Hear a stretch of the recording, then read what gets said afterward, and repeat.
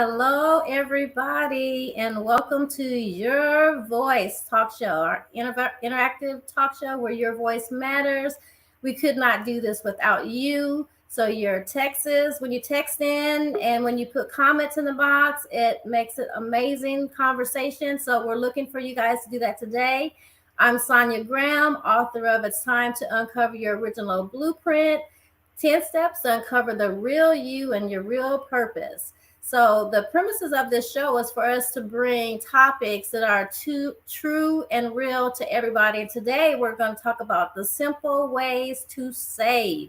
Sometimes we make things complicated. So I want to bring you some of my amazing panel today, and we're going to start this awesome conversation.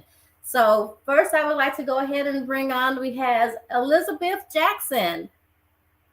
Hello, everyone. Hi, Elizabeth. Hi, Sonia. So let me tell people about this amazing woman right here. Elizabeth is a wife, a mother, a grandmother, a great grandmother, entrepreneur, and CEO of Interactive Hair Studio for 24 years. Hair care provider and an inventor of the Easy Needle Multi Threader, which she's going to tell us a little bit about that. Her simple saving solutions have afforded her great opportunities and the ability to be a blessing to many. So she indeed is, I will consider, an expert on this topic. Thank you and welcome. Thank you for having me. All right, and we want to see if Miss Pamela, can you hear us, Pam? I can hear. I can barely hear you guys. I don't know what's going on. I don't know the All right. Well, we'll try to, maybe we can text you some things, but let's see how it goes. And if you need to pop in and pop out, that's okay too. All right. So Pamela also, let me tell you a little bit about this amazing woman. Pam Mouton she's married to her best friend. She's the mother of 3 amazing independent children. She was born and raised in Houston, and she went to Smalley High School, where she found one of her other loves, cosmetology. So that's where it started. Was she was just high school. That's where it started. Yes, she continues to hone her skills as a Vogue Beauty School. Mm-hmm. Her entrepreneurial spirit led her to open All About Hair Studio, which is where I met her, where she prides her business on great customer service and using quality hair products. She specializes in healthy hair and is fondly referred to as the crochet diva.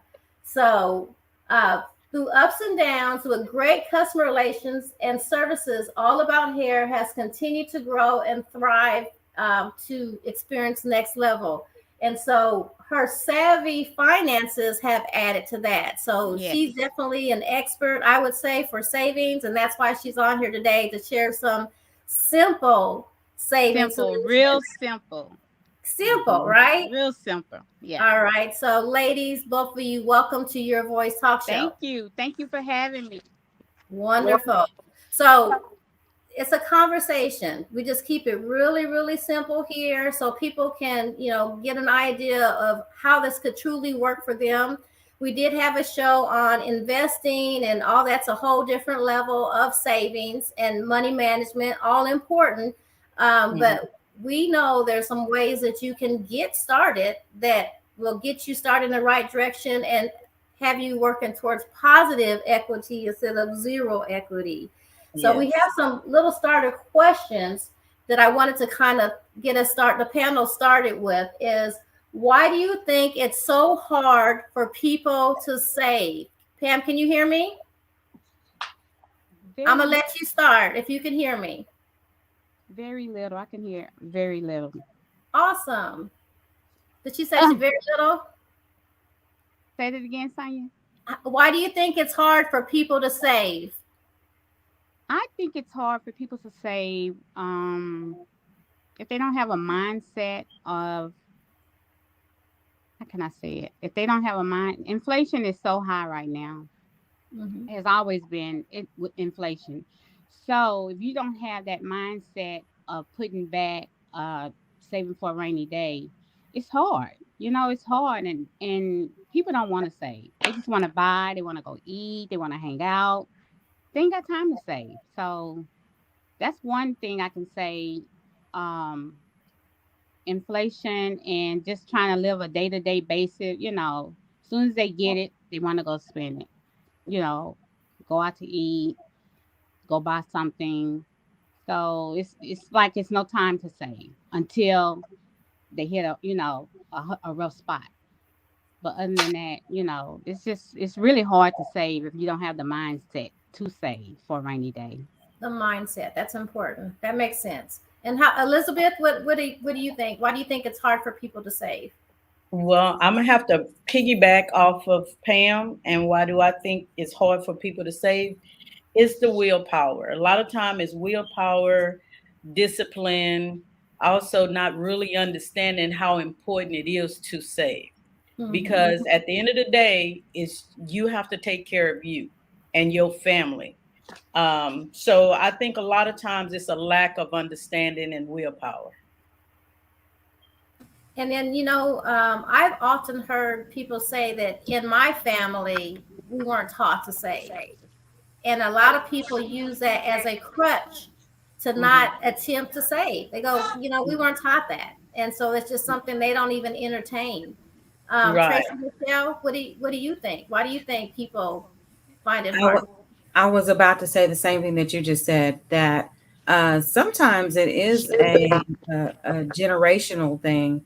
You have people who are unaware and are not educated on how to save and what to do, especially when you have larger families or single mothers or situations where people are not making that much money and their what they spend is much more than what they're bringing into their house. And so when you're living like that, trying to figure out where do I save, how do I do it?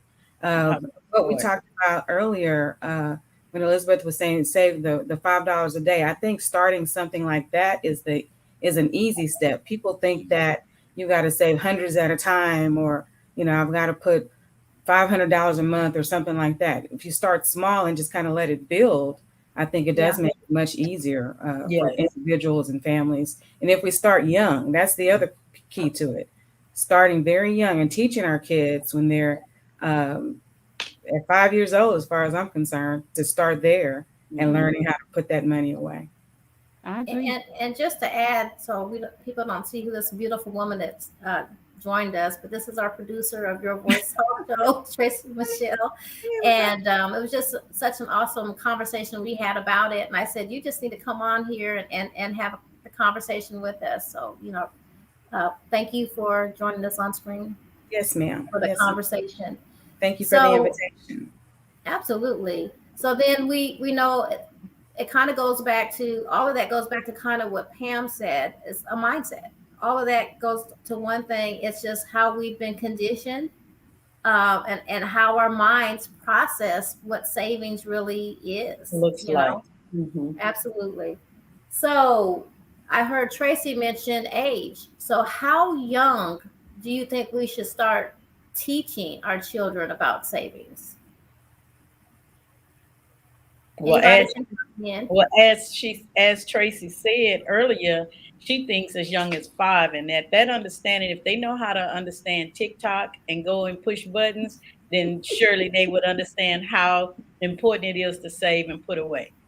Right. Even at that age, you can say a quarter, $1, or 10% of your dollar. If someone give you $1, spend 90 cents and save 10 cents.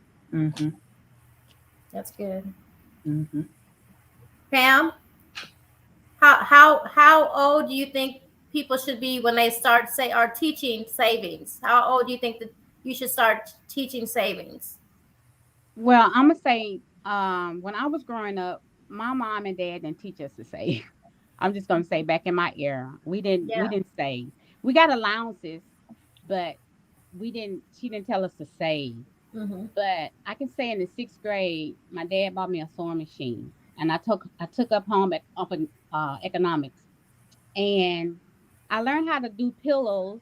I don't know if y'all remember, like Walgreens used to sell like the different patterns you can go in, and make your own clothes. Well, I was doing Yes. letters from, the ABC, and I will make your name out of, cutting the letters out and sewing them to put on Mhm. your wall. So in the sixth grade, I had a mind concept. I always had money. I always had money. So I would make different little things out of, with the sewing machine. And I think I was like around about 12 because I wasn't taught to, save, you know. But I do know that when I got in high school, straight legs, came out. So I would Yeah. take 10 pair of pants home. I was charging $2 a leg. I would take your pants home and I would sew straight leg. Wow. So I've always had a mind concept of having money and making money. So it's never been hard for me. That's why I can do what I can do today. And I teach that to my kids too. I mean, for a Mhm. rainy day.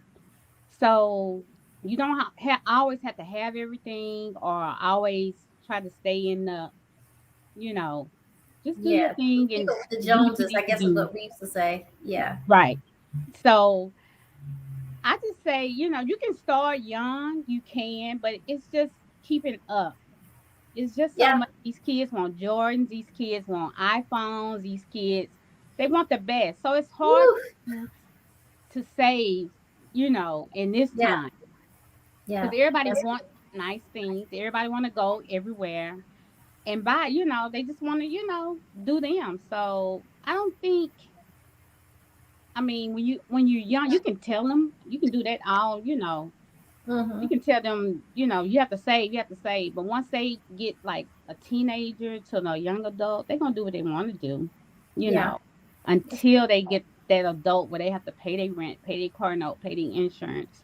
So I Mm-hmm. don't know. You can teach them, as young as 5 to save, but once they Mm-hmm. get to that and the company that they keep around that age, it's a different, it's different. So, Yeah. but me growing up, my mom and dad worked so hard, and I would see them working hard. And like I say, they never just say, "Y'all need to save, y'all need to save." They didn't do that, but we Mm-hmm. saw the light bill, the house notes, the car notes. She would tell us, "Oh, I can't get y'all this week because I got to pay Mm-hmm. this." And we understood that. We didn't like, Yeah. "Oh, we need this, I need that." But like I say, you start young, but once they get to be an adult, it changes. Yeah. It That's changes. true. And then Tracy, what do you think? What age would you say? Again, I think to start them off as young as, like Elizabeth said, it can be a quarter, it could be a dime. Buy them like a little piggy bank and give Yeah. them, that's what most of us had when we were young. They give us a piggy bank, and we just drop the change in there, and they'd be really heavy. It might be all pennies, but it was still something that was saved. And I want to say, as far as, even in my raising, savings wasn't something that we were taught either. But the first thing I was taught about tithing. Mm. So that part of it was almost the same thing, because it was basically, if you tithe, then you can expect the return. So not to say that's why we did it, but that was one of the expectations, of tithing. So I think all of it kind of circles back around to itself. And in the tithing piece, I tended to always have money that came back that I could take and put away. But Mm-hmm. it was buying the car and having the car note, and I didn't even really understand the concept of having money in my pocket until I paid my first car off, and I said, this is nice, to have, and I could take that money and I just treated it as if I was still paying the car note, and I would put that money That's away. awesome. That's an awesome Right. discipline. Mm-hmm. Right. So it didn't, Yeah. it may not last because something else may come up, or repairs or whatever, but it Right. was always there, when it was time to use it. So to answer your question, I still say five and down. At any age when they understand about putting things away or even earning money or doing chores, I think it's never too early for something like that. I agree. And I think it's bigger than, I know traditionally it would be, oh, they have a child's account. You open a child's savings account. But a lot of times that account is dormant. It's there to Hmm. say, oh yeah, they opened an account, but there's not really a discipline that comes with that. Right. They forget about it. But when you open that child's account, or whether you teach them how to write checks and all those things that you can teach them earlier, if you don't continue to use those things and those skills and show them what they're for, it's just something, oh yeah, I have a checking account, but there's nothing in it. Or I have a savings account, there's nothing in it. And then that goes back to the Christmas accounts that you remember you save and Christmas you spend it. I mean, I think a lot of stuff we do to say we've done it, but there's no practical direction that is coming with it. So it's more than say, hey, yeah, my child has an account, but to sit down and say to them, you have this account for this reason. And you want to start, you can say, okay, I want a bike. Okay, well, let's save for a bike. If you get allowance, you can spend a portion of it and you can save it, and let them physically make the deposits. Right. We have to involve them in the process to make it real. Otherwise, it's just something, a formality. And a lot of people can say, oh, I had an account when I was a kid, but they have no strategy or understanding on how to save today. How many people can say, oh yeah, I had an account, you know? So I think go ahead. I was gonna say, I have a couple of comments in the chat box. Yes. And so from Mr. Farrell Phelps. Hey ladies. Hey Mr. Phelps, how are you? He said that people are not prioritizing, for one thing. Rainy days will come and preparation is key. Yes. And we often think we have to have large amounts to put away, but starting small is key as well, which is very true. Yes. Yes. That's so true. And that's what I was going to say. I was basically wanted to say that oftentimes when you have your kids, like I would share and tell my grandkids that it's important to save for the what ifs. You don't just, like when I went to a church resort, and it was a lady speaker, and she was encouraging the women on how to save. And that's why I began with the $5 bills. If I can show them now that I'm not just saying it, I do. I know I'm in a profession where I get tips a lot, or I may get cash. And oftentimes when it comes to $5 bills, they go into a savings. This is from last year. So I get to spend it now on whatever I want to spend it on. This is 2022 and I'm starting all over again. Or you can continue to let it ride. You don't have to spend, but at least it's available for if you want something. My first one was a treadmill. And I saved the first time when I just put it in my mind and made up my mind that I'm going to do what she suggested we do. And the first year, I think I saved $1,100. Then the second year was like 15 to 13. And I do get money all the time, but I didn't have to go into what I like to call my right now money for whatever I need for bills. This is just side money to me, that I can just do whatever I want, spend it on whatever I want, give it to whoever I want. It's mine to do what I want. I'll take it. So I want to ask a question about that. So are you taking cash money and putting it away, like I don't say in the house, but are you taking that and putting it into the bank? How exactly is that? What I usually do is each month, I just put I put all my fives in a 6x9 yellow envelope. Okay. And then I seal it. Okay. And each month I put them all together, whether it's weekly or whatever. And then by the end of the year, they are in individual. I don't count them, because if you count it and you see it's a lot of money, you tempted to spend it. Oh yeah. I purpose mine to be once a year to do it. That I want to say, you may say 6 months and then I buy what I want. Some may say 3 months. I like to do it for a full year. Gotcha. And then after that year, I think this is over a little over 2,000 just in fives right now. Wow. That's awesome. And you can donate to the Sonia Graham Foundation. Yes. Yes, I could. I definitely could. But it's so important, like when we had a storm and say, for instance, the banks are down and you can't get money. I like to keep it here at home. Well, Yeah, nobody know where I live, but I like to kind of keep it here at the house. So if you cannot go to the bank or the banks are shut down, you have access to on-hand money. That's true. Right. Yeah, That's that's very important. important. Mhm. That's very important. And so, Pam, can you hear me okay? We do have your screen that we can show the chart. Do you want to talk about how you save? And then you let us know when you want to show the charts. Okay, give me 1 second. I Okay. have to move around. Give me 1 second. Okay, it's all right. But while she's getting what she's getting, I think the nice thing about what you said is because of your discipline, you reward yourself. Mhm. Yes. Yes. Because we all work really, really hard, and we have regular responsibilities that we have to meet on a monthly basis, whether we want Okay. to or not. So Yes. that's great. All right, Pam. I'm sorry. It's okay. I've been doing this for over 20 years, and it has worked for me. I started when I opened my salon. I opened my salon in 2000, all about hair. So when I opened my salon, I was scared to spend my money because I was always wondering if I got sick. I had people that worked under me, Mm, and if I got sick, that I need the shop to stay open. So I had to start putting money aside for to keep my lights on, to keep my door open, just to keep my mhm. salon going if in case something happened to me that I couldn't The be there. But anyway, like I said, I've been doing this for over 20 years, and it started with just $1 a day. So from January to December, I started doing the envelopes. It's the $52 challenge a year.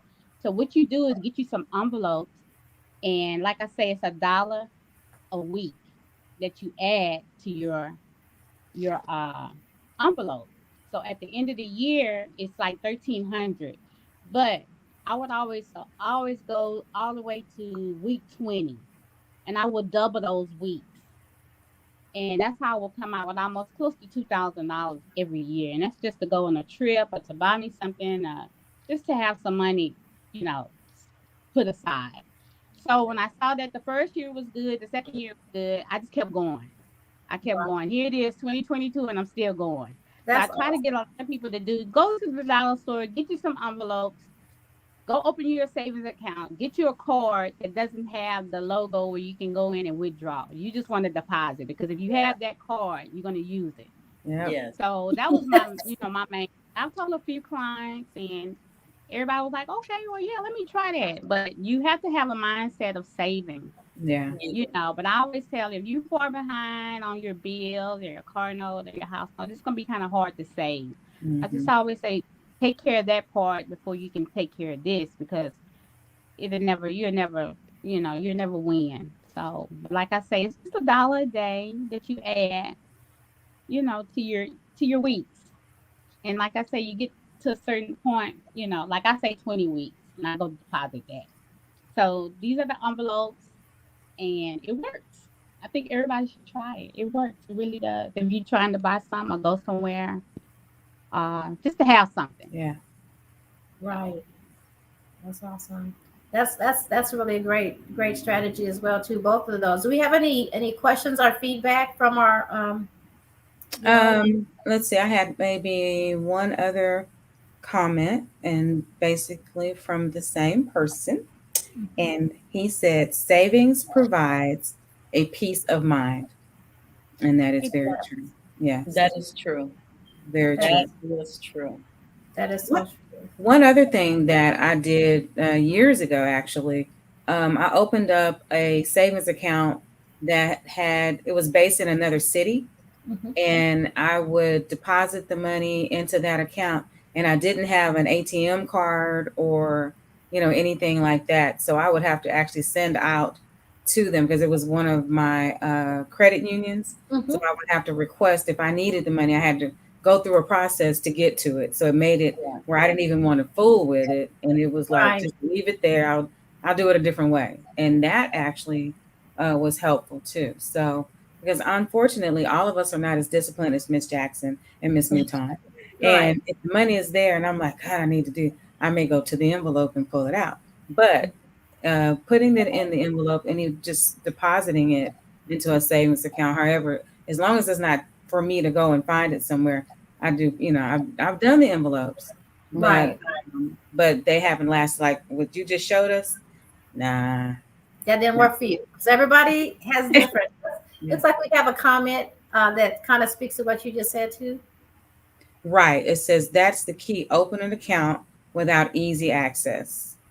Yeah. And that was from Miss Olivia Brown. Yeah. Yeah. Awesome. Yes. So then I want to share with you guys something that's old school, very simple. And as a matter of fact, this is one of 2 containers that Farrell and we counted last night, but it's as simple as this. Yeah. You know, I mean, and it doesn't have to be pennies, nickels, down to quarters. It could be $100 bills, 20s. You know how sometimes you have a pocket, you come in the door. I also have that too, Sonia. Yeah. So you have some money in your pocket, you clear out your purse or your pocket, you throw it in some. This is very, very heavy, and this is like one of the this way you can't put your hand in there. This the strategy with the smaller openings. You can't you gotta literally cut this one open intentionally. Yeah. So I mean, savings is. You have something like this too? Oh, she's got a container too. All quarters, dimes, and nickels. Yeah. No pennies. So. And the container that we counted last night was almost like $500 and something. You know, so it adds up. Every little bit adds up. Yes. So it's just like, think about the money for Starbucks or anything that little thing that you purchase. You don't really think about, okay, I drink one of these a day. You drink a minimum $5 if you have a Starbucks a day. How much are you investing in Starbucks in a week? So this is a way to invest in yourself. It's just the little in yourself. Yes. Yeah, the little things. Okay, so we have when do you start realizing how easy, when did you guys start realizing how easy it was for you to save? So for Pam, was it what was that turning point where you go, oh, Pam, what was that turning point for you? The second year of me owning my salon, okay, it got easy.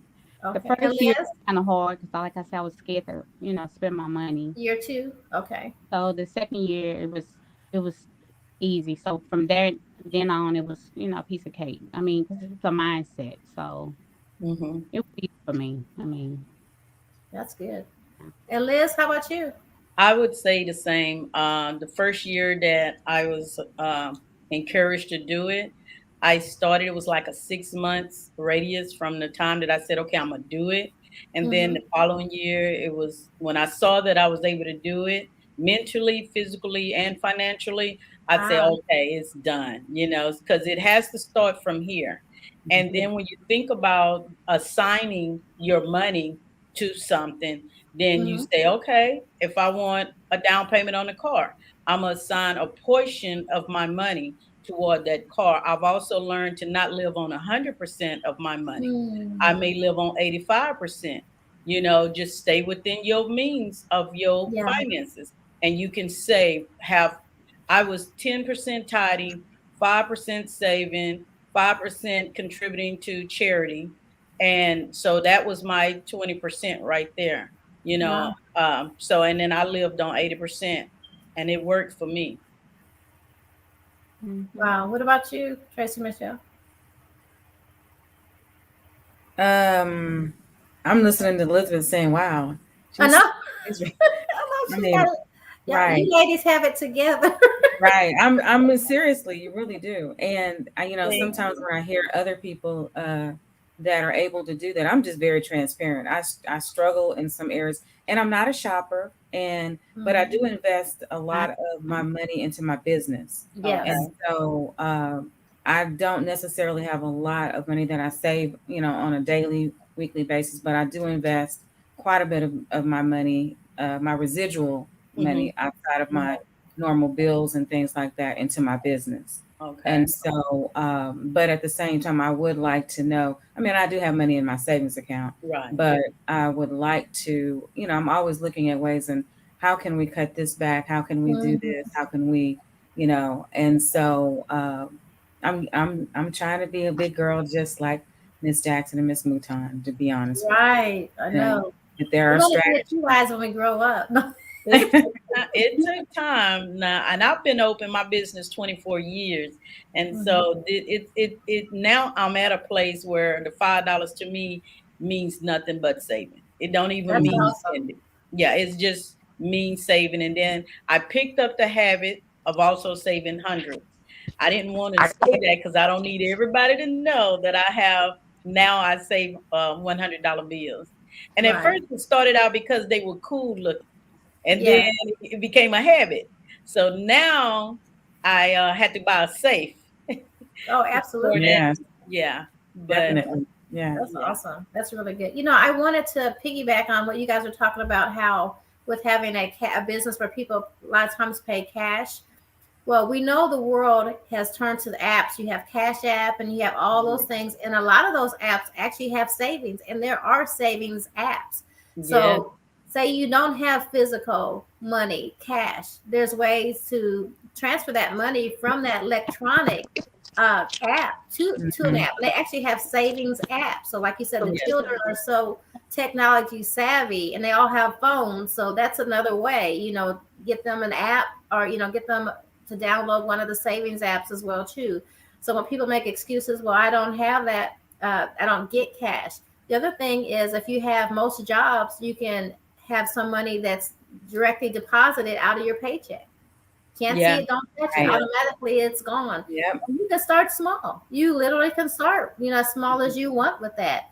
And out of sight, out of mind. That's is right. Very That's important, and especially in times where, you know, things happen. Like you said, you can have it for a rainy day, but some days it may seem drizzling, and you may try to justify that money. So you want to make sure that you don't have access to it. So I really think that and then you have to be honest with yourself. You know, if that's something you struggle with and you don't have the discipline, you need to do what it takes to safeguard and put those things in place that make it hard for you to get. And get someone or have someone, because I have friends that literally give me their money to hold for them. So if you find someone, if you find, and my brother was one of them. Farrah Phipps did it once before when I encouraged him in the early stage of saving. He had a trip he was saving for, and that was one of the things he did. He said, hey, here, take this and hold it for me. You build trust. When you build trust and someone can know that they can trust you with their money, then, you know, you also can go that way as well. I remember when I let my grandson, our grandson had to move in at one point because for whatever reason, he was no longer able to live where he was at. And so I told him, I said, every time you get paid, give me $100. So by the time he left, he thought I was charging him. But by the time he left, I gave it back to him for a deposit on the new place. And so, and that's an encouragement to show him, see how important it is to save, because now you don't have to struggle to try to get $1,200 deposit or $1,300 deposit. You already saved for it. Wow. That helped him greatly. Yeah. That is wonderful. That is sweet. And, you know, it showed a discipline. You know, when you say, oh, no, you don't have to pay anything. You know, it's just sometimes it's the principle of, you know, teaching the discipline of what it takes in the world, whether it's with you or somebody else. You got to pay. It's just how it is. Nothing is free, you know. Nothing is free in the long run. I have another comment here from Lynn Tatum. Okay. And she says that's the key. Save accordingly to your spending needs. So yeah, living within your means is the key. Is to all of this. Right. It is. Yeah, that's true. Do you guys think there's any misconceptions to savings? The saving money? Any misconceptions? Well, some may think. Go ahead. Pam. Go ahead, Pam. I can't hear you. What was the question? Do you think there are misconceptions to saving money? It could be. It could be. I mean, like I said, it's a mindset. And if you're not taught or if you don't know, then I mean, you get lost. And many things, well, my parents didn't save, or my mom didn't, or my, you know, so why do I have to? You know, but you're looking like, but they struggling. So do you want to struggle like them too? Mm-mm. It makes no sense. So that's to think that well, I do it. I didn't save because my mom didn't save. Okay, you can be the one that turns it and shift Yeah. the not saving for your next Mhm. generation. You know, Right. you don't have Right. to do everything the generation before you didn't do or did do unless it's important to do. You know, so I recommend um, that it be thrown out the window. The misconception of many people. Yeah, I think too that this generation right now, I'm the millennials, the maybe a little bit older than them. For instance, with my own daughter and a lot of her friends and college classmates, they believe in savings and they believe in being educated in their money, investing their money. You know, you have a whole nother Yes. generation of thinking now, and I think that that comes a lot from us, to just teach them and say, look, you need to do this, or show Yeah. them how it's done, and simplify it. If you simplify things for them, most of them will always go through with it and take care of their business. And like you said, Elizabeth, to see how easy it can be, Yeah. um, because if you don't miss it, if you stop shopping every weekend, if you stop going to Starbucks or going to yeah. McDonald's or going to these places and you see, Yeah. All I right. remember looking in my purse one time and I started pulling receipts out. I said, what in the world are you doing with your money? Because it was like I was buying a Coke every day. I would go and get a Coke Yeah. every day, at Sonic or whatever. And Mhm. I said, okay, this is ridiculous. Keep Yeah. your money in your pocket. We'll drink water. You'll be Mhm. fine. Yeah. And It's better. I did it. I just stopped. I said, why are you giving all your money away to these people? This is Yeah. crazy. But it was habitual. It was a Yeah. habit. And I Yeah. had to just realize that that's what was happening. And that stopped. That stopped. So, And that's important, the realization when you come to the realization of things and just make it a mindset to change it. It's never too Right. late, like we discussed earlier, that it's never too late to start. Yeah. Right. Absolutely. And I think we have a long comment by Mr. Phelps. It's pretty good when it speaks to what we were talking about for the apps. right.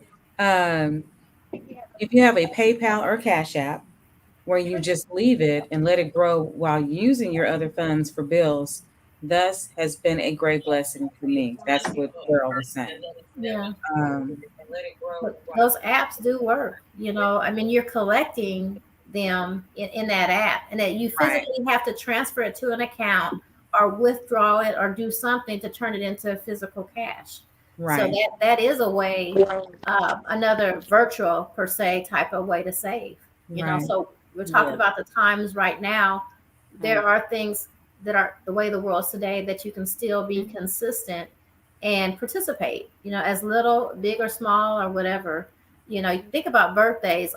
Is a lot of people, when we were kids, you got a little money in your envelope, and you tell the kids, save some of that. And what I like to do is even tell my kids, you can't spend any of that until you send the thank you card for once, and then say you can only spend half, things like that.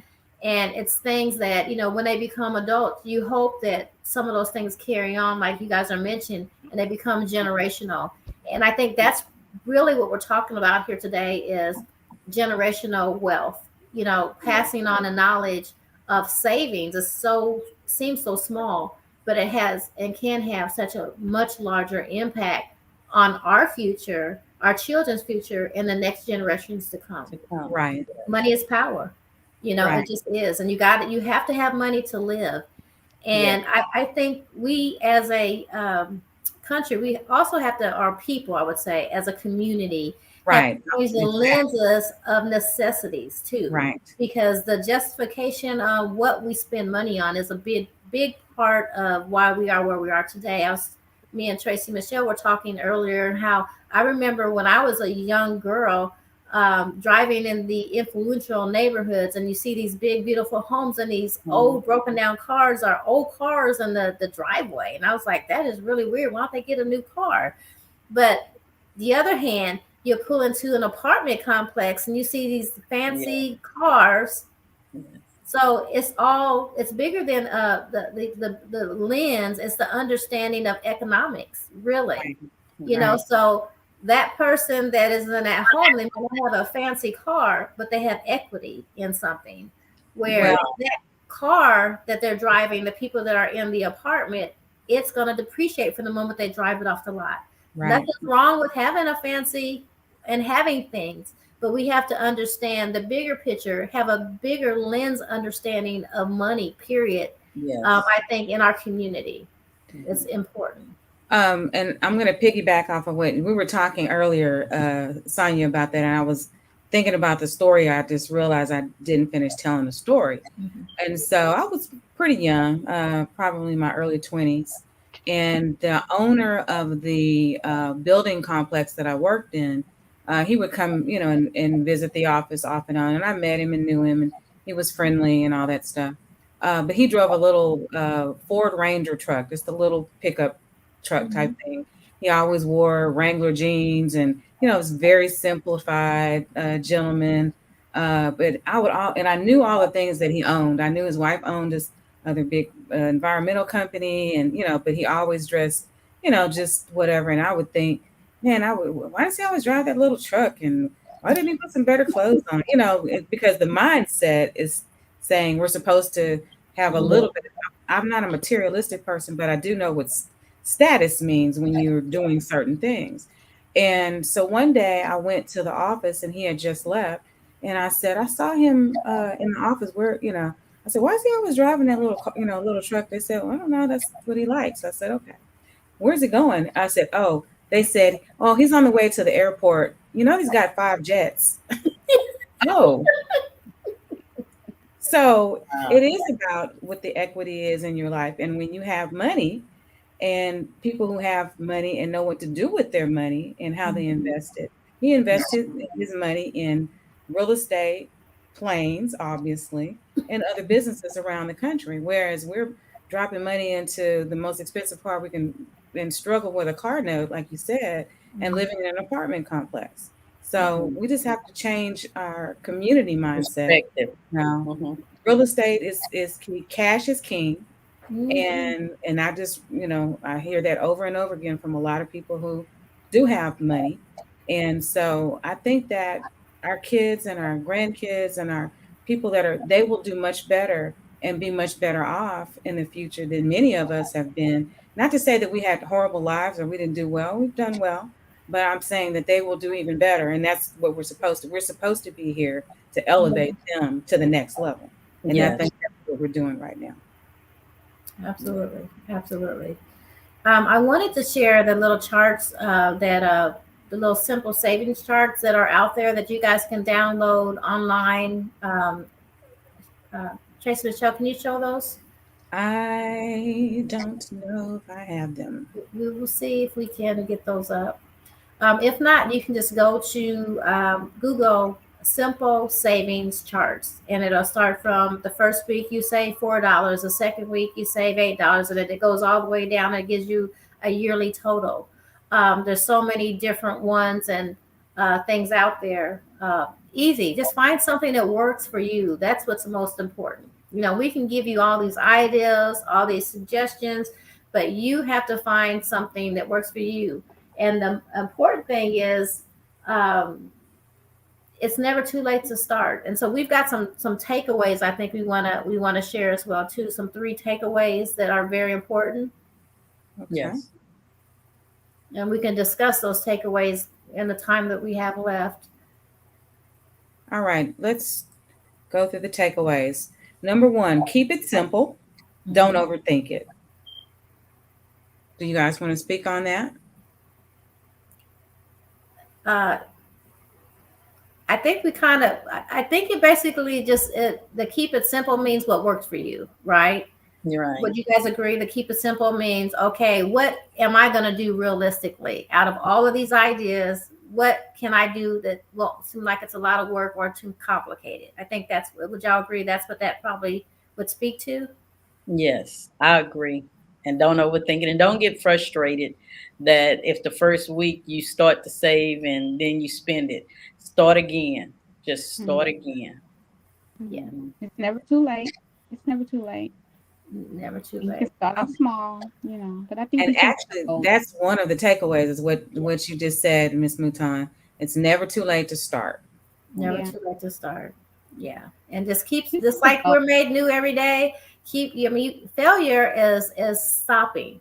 There's no, if you continue to try every day, it's a new start, so eventually those dimes, pennies, nickels, quarters, dollars are going to add up to something. It's going to add up to something. And I think that we spend as a community so much time saying we can never vacation, we can't do any of these things because we don't have any extra money. And so what does that really mean? No, it's not having a windfall, hitting the lottery. Sometimes you have to take the control of changing that trajectory by saying, I'm gonna do something different. So Yeah. all of these little things that we mentioned today are ways you can take control and change that narrative to, you know what, I'm gonna take a vacation. I don't care. We're in Houston. If it's going to Dallas, you Right. save enough money for a hotel room and some gas. Guess what? Right. You Yeah. had a vacation. It could be a Yeah. staycation. Yeah. You save some money and you go down to Galveston. Start today. Let's stop making excuses about Yeah. that we can't afford. There's always going to be something. Always. Something's always going to come up, no matter how great you plan. But if you save a little, you have a better opportunity and a possibility of making whatever that is a reality. You guys Yes. agree? I Yes. agree. Absolutely. So what would you guys? I want to take the time and ask each one of you guys for a takeaway personally, that or something that you would like to share with the audience on your takeaway or your advice, I could say, to them. Let's start with Elizabeth. What would be your advice that you want to put the audience? I would say pray first. Ask God to give you the ability to discipline, and then go for it. You have pray first. If you don't have it, pray for it. He'll give it to you. Okay. Yeah. And Pam? Yeah, I agree with her. You have to put God first, because Woo. if not, you have to put God first in everything and Yes. believe in Him. Stay faithful, stay grateful, and just Yes. let Him work. But you have to do your part. You Yes. have to do your Yes. part in order for Him to do His part. So Absolutely. I just think you do that first, and it'll be peaches and cream. Yeah. And how about you, Tracy Michelle? Of course, I have to agree with these two ladies who just said everything that needs to happen in front of that. And I'd say too, to get started, just to look at what you are bringing into your house financially and what you're taking out of the house or sending out of the house, whether it's bills or the dinner or the shopping, whatever the case may be. Just lay it out in front of you to see, where is it that I can stop, where is it that I can save, where can I cut some things off. My sister-in-law had a really good idea too. She wasn't doing the $5 a day, but what she would do was she would put certain, for instance, if she wanted to go out to dinner off of a paycheck, let's just say, because she wasn't receiving cash. Of course, most of us are not in the same entrepreneurship that you guys have. Right. But we would take $35 out of a check, for instance. Yes. That was the limit. If you spent your 35, no more eating out. You couldn't buy coffee, you couldn't buy this. That was your budget for that. Right. That was it. And so we have the bills, and we have the entertainment budget is basically what it was called. Yeah. And she would put it in an envelope. And once that money was gone, then it was no more. So, just trying different things, I think helps all of us to try to do better, to get better. And you realize there's some things that you can do without. Many of us think we can't do without things, but there are a lot of things that we don't need. We just enjoy. Absolutely true. And what I like that what you just said is that we spend most of our time working, and so you get into mental health and quality of life and a balance of work life. Part of it is you're earning an income to take care of and provide yourself. At the same time, you should afford yourself luxuries and enjoy your wares. And so, but what does that mean? What does that look like? But one thing you just said is by what we're going to have a show about that is about budgeting, and putting your priorities together, but understanding that you should pay yourself. Right. You should reward yourself, because I think when we say, for example, if you don't eat for a whole week, but when you eat, you're going to eat a lot, right? So if you don't ever spend, when you spend, you usually overspend. It's just how we operate. That's just how we just, human nature is just what we do. But I think it's so important in these times with everything we've all experienced. There's so much uncertainty in the world, to understand that we work to provide and to take care of, but at the same time, we need to take care of and reward ourselves, because it takes an effort to get out of bed every morning and to go do anything. So to say that today I'm going to spend more time with strangers than I do my family to make a living, to provide for my household. So then what are you doing for yourself as a reward for that sacrifice? So this is where savings is so important, but also putting in place to say, hey, I'm going to pay myself. Right. There's nothing wrong with that. There's nothing wrong with wanting things and having things. That's how we are. We're human, but you just have to have an understanding and a balance with a lot of that, to understand that I think I don't know how many people I know as entrepreneurs as myself that have businesses and continually put all the money back in the business and never pay themselves. That is not what it's all about. Right. You may not be able to pay yourself a lot, but you have to start reaping some of the rewards of your labor and your efforts and your sacrifice. Yeah. So it's just getting balance and understanding of what healthy financial spending is, whether it's business or home. I think as a community, we really don't understand that. There were a few, just a comment in the area that I think, Michelle, we're going to go ahead and share. Yes. And then we're going to start to, with that, let's go ahead and open it up and see if there's any other questions, comments, or anything that for the panel. There's a few comments. There's a few comments. Okay. Let's see. Farrell says, staying surrounded by like-minded people who do the same is also great. Even competing to see who can save the most with a friend or a spouse is a way to make it fun while growing financially. That's a good idea. That's a great idea. Sonia Mary Graham, you made me want to cut the jug open and count that money. No cutting the jug open. Hilarious. Oh, Rachel Babineau says prayer works, and it does. She's right.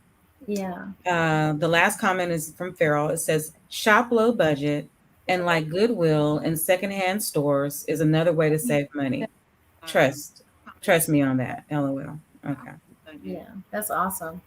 Well, it's been an amazing show, and the whole thing we do is we want to talk about things that are real. There's so many conversations and narratives out there about doom, the world and uncertainty. But let's talk about what we can do to make a difference and to live the best quality life we can, and pass that on for generation to generation. And as a community, the more we learn together, we can grow together. And one of the things we were saying is that just because your parents didn't do it, we say that if you know better, you're supposed to what? Do better. That's right. Better. So let's stop making excuses. Let's go ahead and pass on some of the knowledge, and let's get rid of that, that whole narrative that, our community are crabs. We don't want the next person to do better. Let's band together. We're stronger. We are stronger together. And let's pray more and worry less. Faith and fear do not go together at all, right? No. So for more information and how to contact the show, the guests, you guys, please go to yourvoicetalkshow.com, and please share this platform. It can be seen on actually LinkedIn now, Facebook Live, and hopefully soon they'll put it on Instagram. But this has been an amazing opportunity. We really thank you guys for taking the time out of your day to come on here and share your wisdom. And we too are going to grow up to be like you, good savers. We're definitely going to do our best to do that. But I've learned some really good things, and it's making those little things, starting with small things, turn into big things, right? Babies start out what? Small, right? Turn into big things. So a seed. Sonia, do I have time to just share a story real quick? Go Okay, ahead. Yes. I had no idea. Saving for opportunities is very important. Is I've lived by it's better to have and not need than to need and not have. So I didn't realize I was saving for what I end up creating, which was an easy needle threader. Prior to I was saving, I patented a product in 2016. Well, I invented it in 2016, patented in 2018, got a lawyer and had to pay over $5,000. Well, I had that money already saved where I can then pay the lawyer without breaking the bank of my right now money, you know? So that was a blessing for me to be able to have that money already available when the opportunity presented itself.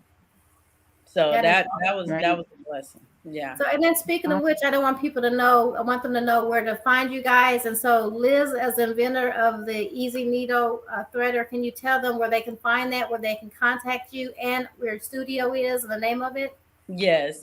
You can go to the website is www.easyneedlethreader.com, or you can visit my suite, my salon, which is Interactive Hair Studio inside of the Beauty Spot on Antoine and Leon.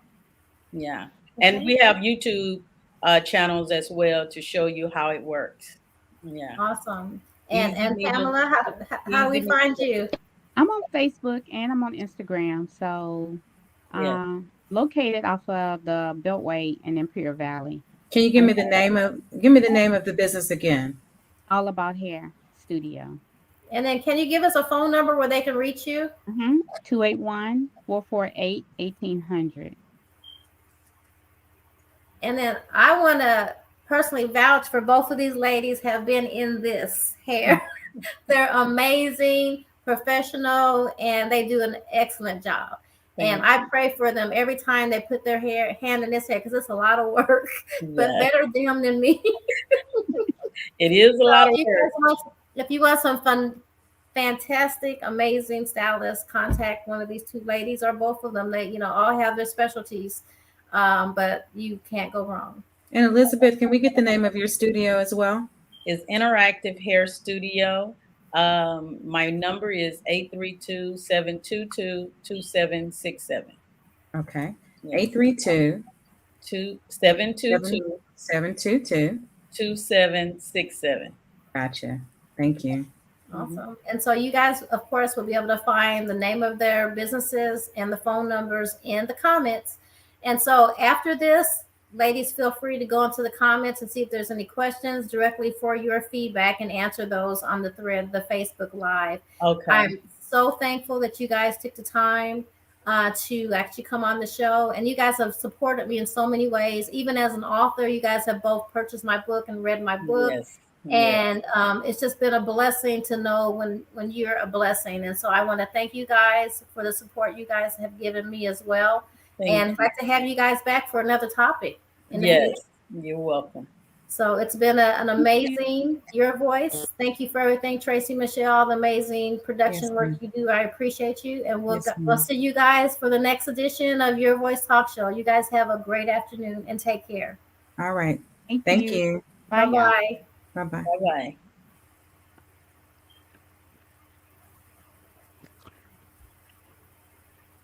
Hey, ladies.